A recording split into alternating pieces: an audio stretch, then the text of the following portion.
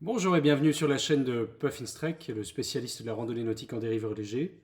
Le thème du jour, un thème qui a déjà été développé, c'est celui de bien choisir son dériveur de rando, adapté à son programme.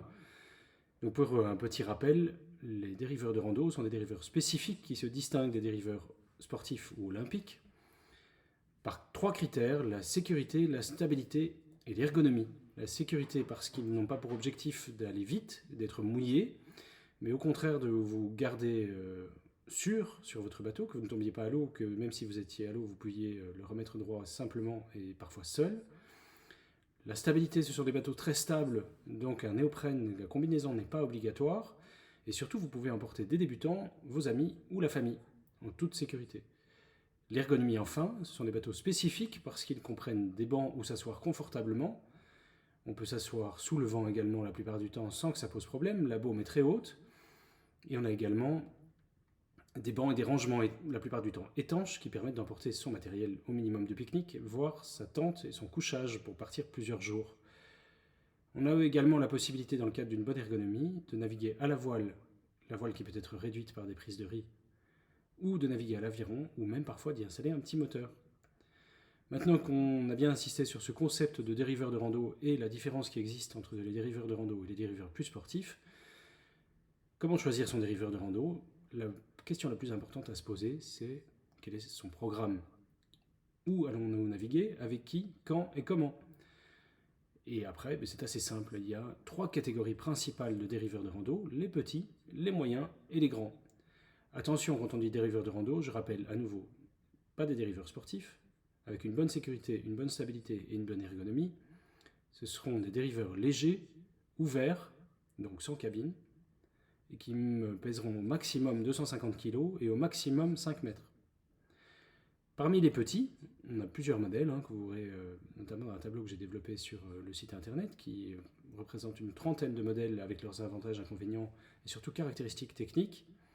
On a le Mirror, le Cornish Cove, le Limpet Dinghy par exemple.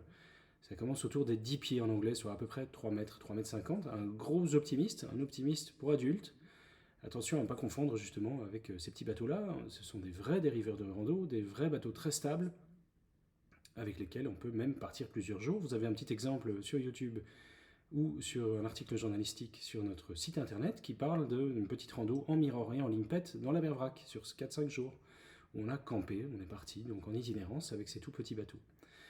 Donc là, pour ces petits bateaux, c'est principalement pour des personnes qui veulent naviguer seules ou à deux, avec comme caractéristique un poids et une manutention extrêmement légère et facile, et donc la capacité à descendre ces petits bateaux tout seuls sur une cale de mise à l'eau, le mater évidemment, mais surtout le descendre à la main tout seul sur une cale de mise à l'eau et le remonter.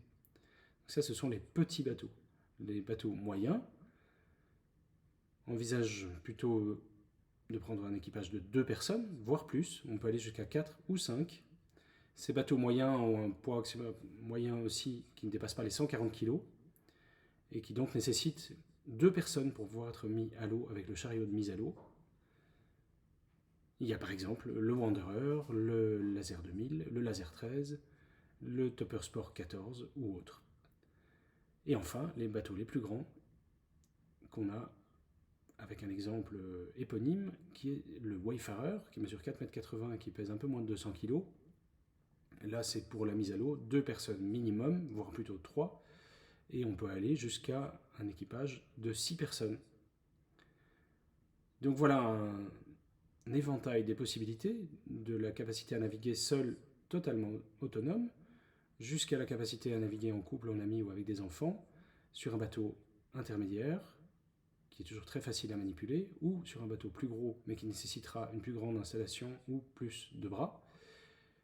Le point important, c'est que c'est pas parce que le bateau est un peu plus lourd que vous ne pouvez pas le mettre en œuvre facilement. La seule chose, c'est que plus il est grand et plus il est lourd, plus vous aurez besoin soit de personnes pour vous aider, soit de l'aide de votre voiture. Et il est toujours possible de descendre un bateau et de le sortir de l'eau avec votre voiture. Par contre, effectivement, vous limitez votre rayon d'action dans la mesure où les cales de mise à l'eau auxquelles vous accédez avec votre voiture soit sont encombrées, soit ne vous ne permettent pas, ou l'accès aux voitures est interdit. Donc c'est un critère très important. Mais dans tous les cas, qu'il soit petit, intermédiaire ou gros, vous pourrez faire la même chose, simplement pas avec le même nombre de personnes. Le rayon d'action de ces bateaux est un petit peu différent également. Bien entendu, plus il sera gros, plus il sera sûr, plus vous pourrez rejoindre des petites îles comme Groix ou Glénan par exemple. Mais malgré tout, ce sont des bateaux ouverts avec lesquels, pour faire ce type de traversée, il faut un minimum d'expérience. Donc voilà, pour résumer, les dériveurs de rando, leur principale catégorie est la capacité à les trouver parmi le petit tableau que j'ai fait, ou le plus simple, c'est de s'abonner à la chaîne pour trouver les différentes présentations des bateaux par taille, donc vidéo de présentation sur YouTube, des différents modèles, ou de passer un petit coup de fil. C'est encore le plus simple, ça permet de parler de votre programme de navigation, de l'endroit où vous allez naviguer principalement, avec qui, et de votre budget. Donc voilà, il ne faut pas hésiter à appeler, et c'est vraiment la façon la plus simple de trouver des solutions ensemble. N'oubliez pas de vous abonner, et à bientôt!